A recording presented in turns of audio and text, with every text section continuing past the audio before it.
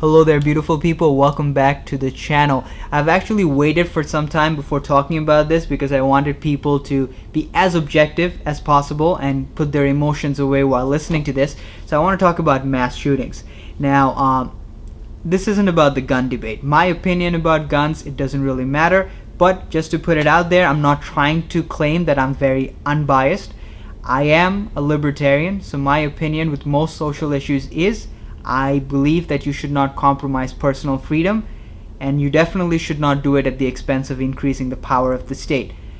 That's all I'm going to say. Now, with the issue of guns, it's very difficult for the left and the right to find some common ground. However, as far as mass shootings are concerned, there is some common ground that both the left and the right agree on. However, it is our media that lets us down.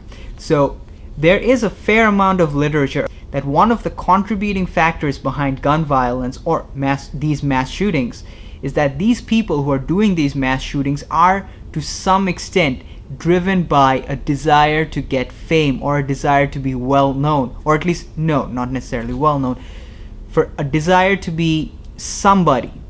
And it is this driving force of fame and recognition that is at least a contributing factor for a lot of these shooters, for a lot of these school shooters in particular.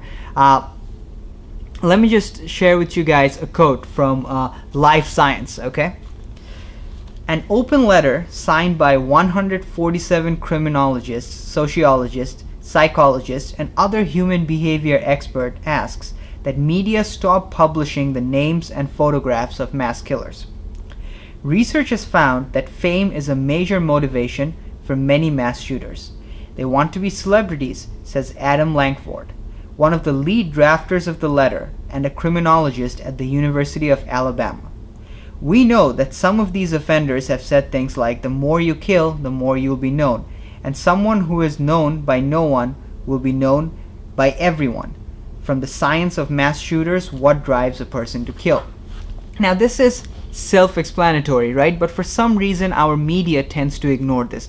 Now, if you look at the economics of news, you can sort of see why that is, because news, whether it be mainstream media or online news outlets, do tend to the curiosity of the general public, and the general public do get curious about these things.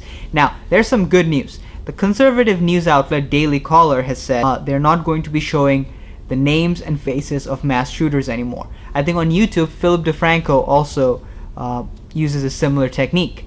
Now, chances are we're not going to influence mainstream media, but we as individuals, generally when we're sharing stories like these, when we're trying to spread awareness, it's important that we don't share the name and faces of the mass shooters. Share everything else. You can share his race, you can share his gender, you can share his religious and political beliefs, you can share his astrological sign, his dietary restriction, anything that you felt contributed to it. But let's not make these people famous. Now, I'm not saying this will solve mass shootings. I'm not saying I have discovered a solution to the problem, right?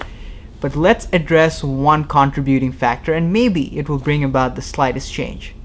Well, you guys, that's it for this particular video. I'll see you guys next time. Take care.